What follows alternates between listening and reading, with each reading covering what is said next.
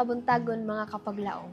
Ang atong morning devotional naguluhan ang iyang pagmatuod o ang atong teksto makita sa Marcos 2:27 nga nag-ingon, ang adlaw nga igpapahulay gibuhat alang sa tawo, dili ang tawo alang sa adlaw nga igpapahulay. Si Bob Atchison, ang tawo nga nadani sa hilabihan sa Alexander Palace sa Russia, mipakigbahin og nindot nga sigilanon. Sulod sa daghang mga henerasyon sa wala pa si Alexandra, ang katapusang Russian nga empress, ang Russian imperial nga pamilya ganahan kaayo og mga bulak. Si Catherine the Great nagtago sa iyang mga rosas sa Tsarskoe Selo ug nagbutang og dinasahi nga tigbantay aron mapanalipod niini batok sa dili maayo nga panahon ug mga aksidente sa tibuok tuig. Kung adunay mando ang imperyo, ginasunod gayud kini hangtod di kini bakwion.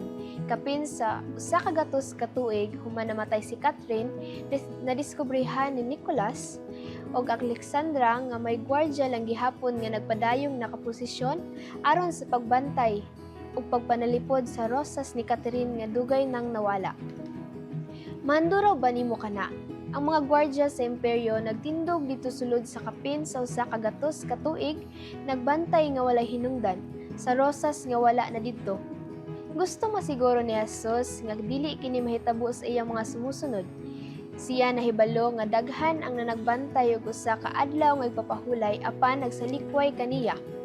Ang uban nagsigi og hisgot sa mga balaod sa igpapahulay ug naghimo sa maong adlaw nga lulan imbes nga kasaulugan sa paglalang ug pagtubos kanila. Mao kini ang kahimtang sa mga Pariseo, ang mga tradisyon nga iya sa mga magtutudlo nga Hudiyo, uban sa nag-usab-usab nga lista sa 39 kadili balaudnon nga mga buhat, nagahimo sa tawhanon nga mga pagdili nga nagtabon sa tinuod nga kahulugan sa adlaw sa igpapahulay. Apan kini nga balaan nga adlaw gidisenyo aron mahimong pista sa paghandom ug pagpahiuli nga nagpahinumdom kanato nga kita mga anak sa maglalalang manunubos. Samtang mga tinun-an nagngutlo og uhay sa trigo sa panahon sa igpapahulay diha sa Marcos 2:23, ang mga Pariseo mibagulbol kang Jesus nga sila nagbuhat og supak sa balaod, naghukom sa ilang mga buhat base sa legalistiko nga mga lente. Sa iyang tubag, si Jesus mipamatuod sa adlaw nga igpapahulay ug sa tinuod nga hinungdan sa igpapahulay. Ang adlaw nga igpapahulay gibuhat alang sa tawo, dili ang tawo alang sa adlaw nga igpapahulay. Busa ang anak sa tawo agalon kang kinsa na ilalubisan pa ang adlaw nga igpapahulay. Ang atong sinimana nga pahulay sa igpapahulay nagpahinumdom kanato kung kinsa kita diha kang Jesus.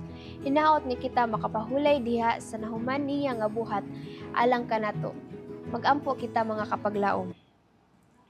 Heavenly Father, thank you for reminding us that our lives and our time are in your hands. Help us not to waste or misuse our time, but to use it to serve, love, and do good. Whatever happens in our life, help us remain faithful and continue to trust in you. In Jesus' name we pray, Amen.